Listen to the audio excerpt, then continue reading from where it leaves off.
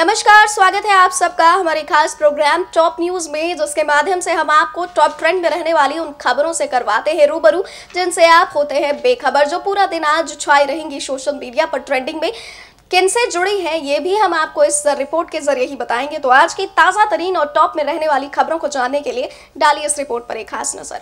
रांची के रिम्स में अपनी गंभीर बीमारी का इलाज करवा रहे चारा घोटाला के 4 मामलों के सजायाफ्ता राजद सुप्रीमो लालू प्रसाद यादव की तबीयत एक बार फिर से नासाज हो गई है। इस बार लालू के चेस्ट में इन्फेक्शन हो गया है। उन्हें कफ की शिकायत बताई जा रही है। पहले से ही वो किडनी के साथ अन्य कई गंभीर बीमारियों की चपेट में है।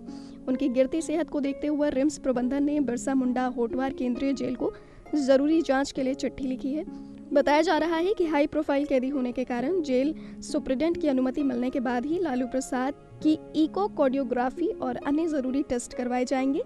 राजेंद्र आयुर्विज्ञान संस्थान में लालू प्रसाद की देखरेख कर रहे डॉक्टर उमेश प्रसाद ने बताया है कि फिलहाल लालू ब्रोंकिटिस और चेस्ट इन्फेक्शन से पीड़ित हैं। उन्हें सांस लेने में दिक्कत हो रही है, कफ की भी शिकायत है। सुरक्षा कारणों से अभी तक उनका एक्सरे नहीं कराया गया है। हालांकि लालू प्रसाद यादव को एंटीबायोटिक के साथ जरूरी दवाएं लगातार दी जा रही हैं।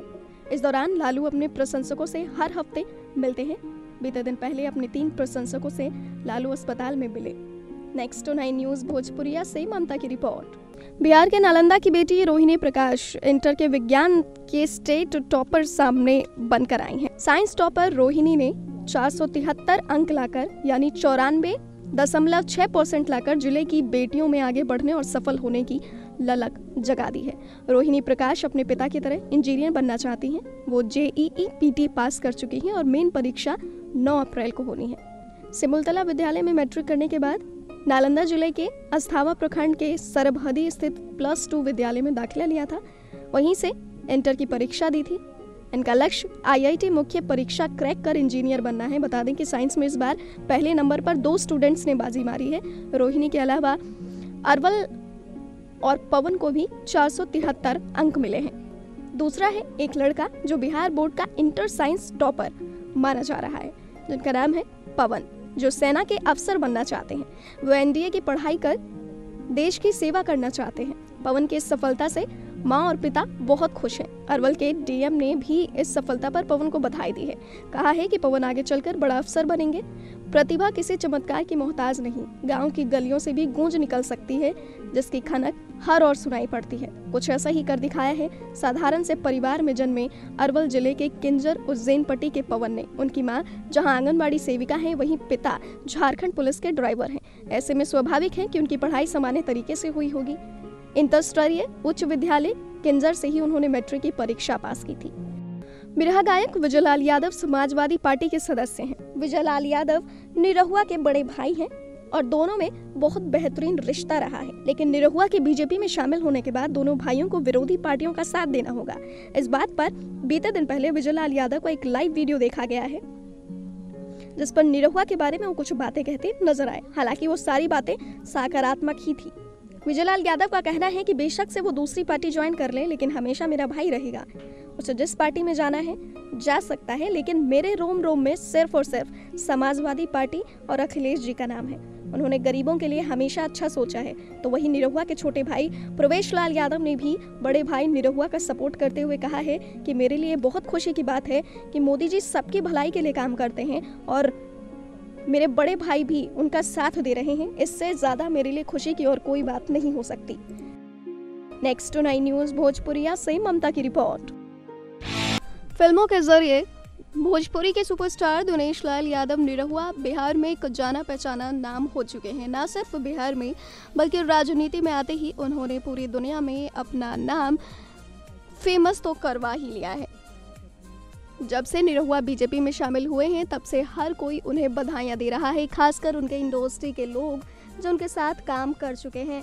हाल ही में भोजपुरी इंडस्ट्री के एक्शन किंग यश कुमार मिश्रा ने भी निरहुआ को अपने अंदाज में बधाई देते हुए निरहुआ की खूब सारी तारीफें की हैं।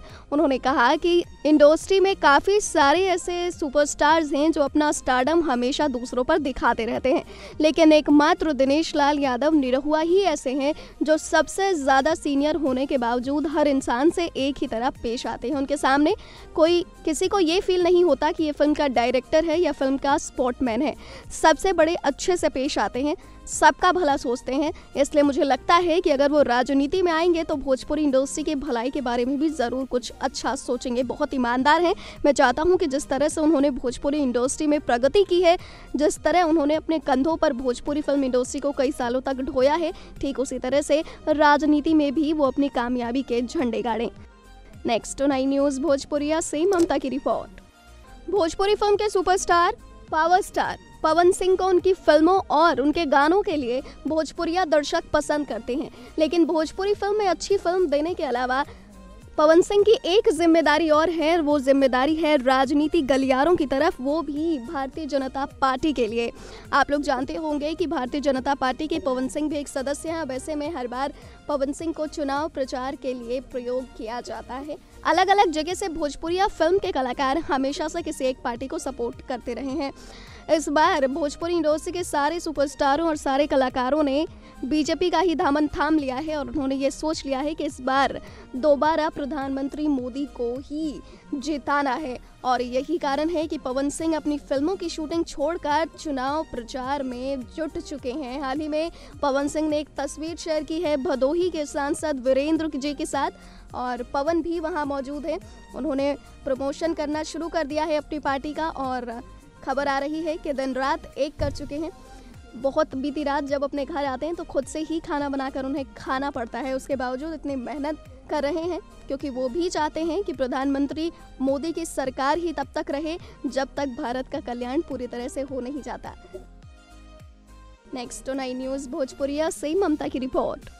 आज के इस खास प्रोग्राम में सिर्फ इतना ही। उम्मीद है आपको काफी सारी जानकारी जरूर मिली होगी। कल फिर होगी मुलाकात ऐसे ही टॉप ट्रेंड में रहने वाली तमाम खबरों के साथ, लेकिन तब तक के लिए आप हमें दीजिए इजाजत। नमस्कार।